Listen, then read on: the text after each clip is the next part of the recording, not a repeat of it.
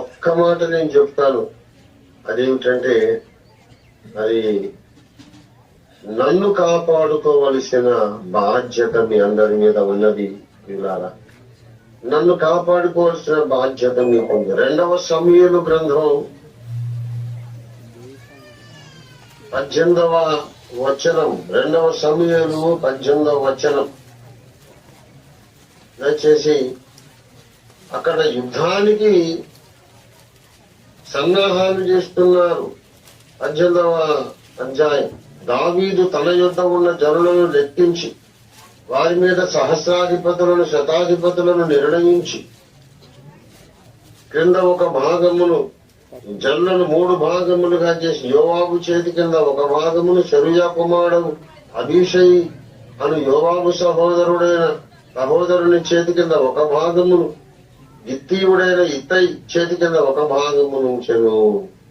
దావీదు నేను మీతో కూడా బయలుదేరుదునని జనులతో చెప్పగా జనులు ఏమన్నారు? నీవు రాకూడదు.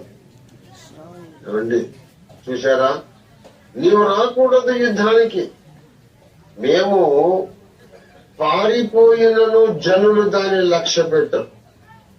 మాలో సగము మంది చనిపోయినను జనులు దాన్ని లక్ష్య పెట్టరు. మా వంటి 10,000 మందితో నీవు సాటి. కాబట్టి నీవు పట్టణమందు నిలిచి మాకు సహాయము చేయవలెనని అతనితో చెప్పి, అప్పుడు రాజు అన్నాడు, దావీదు రాజు, మీ దృష్టికి ఏది మంచిదో అదే నేను చేస్తానన్నాడు. ఈ మాట నా శిష్యులు ఎప్పుడంటారా అని ఎదురు చూస్తున్నాను నేను.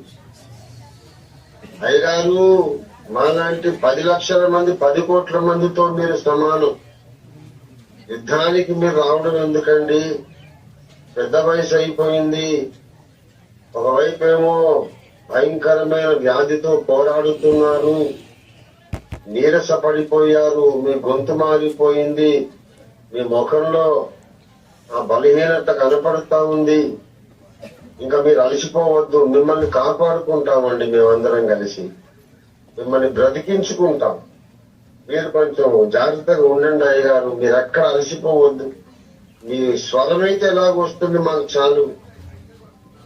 శారీరకంగా మీరు అలసిపోతే ఇంకా 20 ఏళ్ళు చేయాల్సిన సేవ 1 సంవత్సరానికి అయిపోతుంది. మేము కాపాడుకుంటాం. ఇంకా 10 ఏళ్ళు, 20 ఏళ్ళు, 30 ఏళ్ళు సేవ చేయండి మీరు అని. ఇప్పుడు ఈ 2వ సమూయేలు 18లో ప్రజలు చెప్పినట్టుగా నా దండు, నా సైనికులు ఎప్పుడైనా చెప్తారేమోనని ఎదురు చూస్తున్నా. మరి ఆ మెచ్యూరిటీ ఎందుకో గాని కనిపించట్లేదు. అయ్యగారు వచ్చి అయ్యగారు కారు పెడితే ఆశీర్వాదం అంట. అది మూఢనమ్మకమో నాకు అర్థం కాదు. మీకు తెలుసో లేదో, ఆల్రెడీ నా ఆత్మ మీ మధ్యలోనే సంచరిస్తుంది. నేను కళ్ళు మూసుకొని మాట్లాడుతున్నాను, అందరిని చూస్తూనే మాట్లాడుతున్నా. మనకు ఇప్పుడు వచ్చిన ఈ మొబైల్ ఫోన్లు, పౌలు కాలంలో మొబైల్ ఫోన్లు ఎక్కడివి?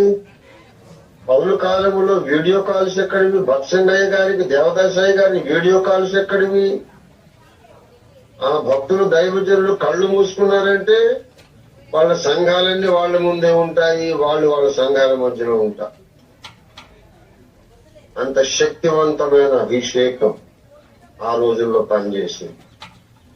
కనుక మనం మెచ్యూర్ అవుదాము, ఇంకా పరిపూర్ణత పరిపక్వతలోకి వద్దాము, మన ఐడియాలజీ మైండ్ సెట్ మార్చుకుందాము.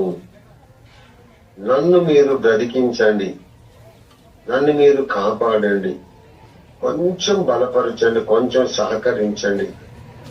దేవుడు అప్పగించిన పరిచర్య ఇంకొక సంవత్సర కాలం లోపల ఫినిష్ చేసి పెట్టేద్దాం. ఆ తర్వాత యేసు వచ్చేదాకా ఆనంద నాట్యాలు చేద్దాం.